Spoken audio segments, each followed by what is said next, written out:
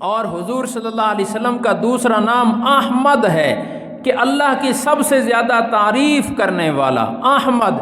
تو حضور صلی اللہ علیہ وسلم بھی اللہ تعالیٰ کی تعریف فرما رہے ہیں، جیسے میں نے حوالہ دیا کہ جب اللہ نے پوچھا الست بربکم، میں تمہارا رب نہیں ہوں، ابھی عالم ارواح میں تھے، تو ایک روح کھڑی ہوئی اور اس نے کہا بلا اللہ کیوں نہیں، آپ ہمارے رب ہیں، اور وہ روح محمد صلی اللہ علیہ وسلم تھی۔ تو گویا حضور صلی اللہ علیہ وسلم نے اللہ تعالیٰ کی تعریف بھی عالم ارواح سے شروع کی ہوئی ہے، پھر عالم ارواح میں بھی تعریفیں ہوئیں، اس جہان میں بھی حضور صلی اللہ علیہ وسلم اللہ کی تعریف کرتے رہے، اور اللہ کی تعریف پچھلے نبیوں نے بھی کی اور ان نبیوں کی امتوں نے بھی کی ہیں، اور ہر نبی کی امت جو اللہ کی تعریف کر رہی ہے وہ بھی حقیقت میں نبی کی ہی تعریف کی ہوئی ہے، اس لیے کہ اس کو نبی نے وہ تعریف سکھائی ہے۔ لیکن ہمارے نبی صلی اللہ علیہ وسلم نے اور آپ کی امت نے جتنی اللہ تعالیٰ کی تعریف کی ہے، اتنی تعریف کسی نبی نے نہیں کی اور کسی امت نے نہیں کی۔ اس کی وجہ کیا ہے؟ اس کی وجہ یہ ہے کہ حضور صلی اللہ علیہ وسلم کو جتنی اللہ تعالیٰ کی ذات کی معرفت حاصل ہے، اتنی معرفت اور قرب اور کسی نبی کو حاصل نہیں۔ اللہ تعالیٰ کی تمام صفات کا ظہور وہ حضور صلی اللہ علیہ وسلم پر ہوا ہے۔ قرآن پاک میں آ رہا ہے وَإِذَا قِيلَ لَهُمُ وَإِذَا قِيلَ لَهُمْ، جب ان سے کہا جاتا ہے کہ رحمان کو سجدہ کرو، قَالُوا وَمَا الرَّحْمَانُ، پوچھتے ہیں رحمان کیا چیز ہے؟ یہودیوں کو کہا گیا کہ رحمان کو مانو، رحمان کیا چیز ہے؟ علماء نے لکھا کہ اللہ تعالیٰ کی جو صفات ہیں اور صفاتی نام ہیں، ان میں سے جو لفظ رحمان ہے اور رحمان والا صفاتی نام ہے، یہ پچھلے لوگوں کو معلوم نہیں تھا۔ اس کا مطلب یہ کہ اللہ تعالیٰ کی ذات کا پورا تعارف ابھی ان کو نہیں تھا۔ اللہ تعالیٰ کی ذات کا مکمل تعارف کھلا ہے تو وہ نبی پاک صلی اللہ علیہ وسلم پر کھلا ہے۔ یوں سمجھے اگر انہوں نے پچھلے انبیاء اور امتوں نے اللہ تعالیٰ کی 99 ناموں میں سے 90 ناموں کے ساتھ تعریف کی ہے، ہمارے نبی صلی اللہ علیہ وسلم نے سارے ناموں کے ساتھ کی ہے۔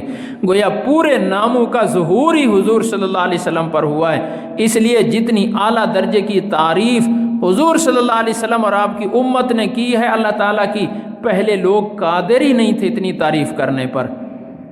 اور پھر دوسری بات یہ کہ اللہ پاک فرماتے ہیں کہ یہود اور نصارہ کے دینوں میں تحریف آ گئی، وہ مجھے مان رہے ہیں لیکن ساتھ شرک بھی کر رہے ہیں، اللہ کو گالیاں بھی دے رہے ہیں معاذ اللہ۔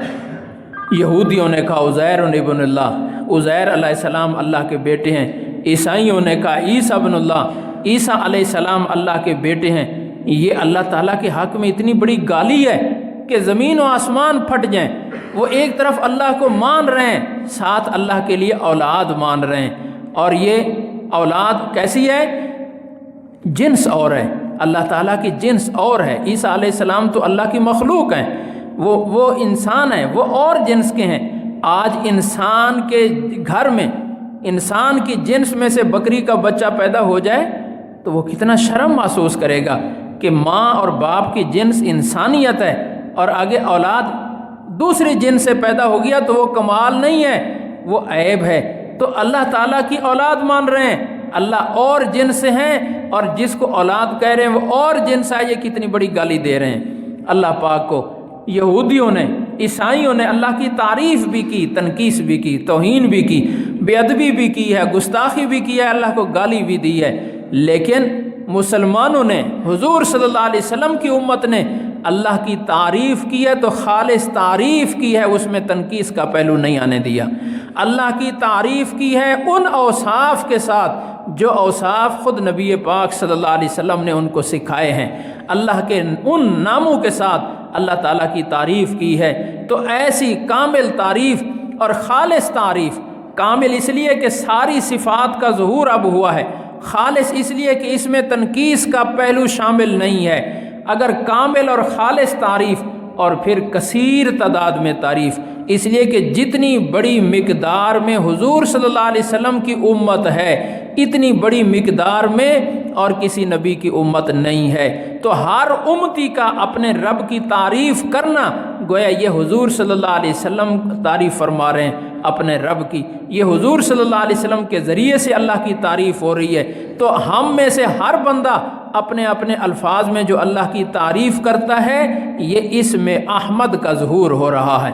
یہ حضور صلی اللہ علیہ وسلم اللہ کی تعریفیں کر رہے ہیں۔ تو گویا حضور صلی اللہ علیہ وسلم کے دنیا میں تشریف لانے کے بعد قیامت تک اللہ کی تعریف ہوتی رہے گی، اور وہ تعریف کا ثواب نبی پاک صلی اللہ علیہ وسلم کے نامہ اعمال میں جاتا رہے گا، کیونکہ اگر خالص اور صحیح تعریف قیامت تک کوئی بھی روئے زمین پر کر رہا ہے تو وہ حضور صلی اللہ علیہ وسلم کے سکھانے سے کر رہا ہے۔ جس نے حضور صلی اللہ علیہ وسلم کی تعلیم کو نہیں مانا، وہ آج اللہ تعالیٰ کی صحیح تعریف کرنے پر قادر نہیں۔ اگر اللہ کا صحیح تعارف اور صحیح تعریف روئے زمین پر موجود ہے تو وہ حضور صلی اللہ علیہ وسلم کی وجہ سے موجود ہے۔ تو حضور صلی اللہ علیہ وسلم گویا سب سے زیادہ اللہ کی تعریف کرنے والے ہیں، احمد ہیں۔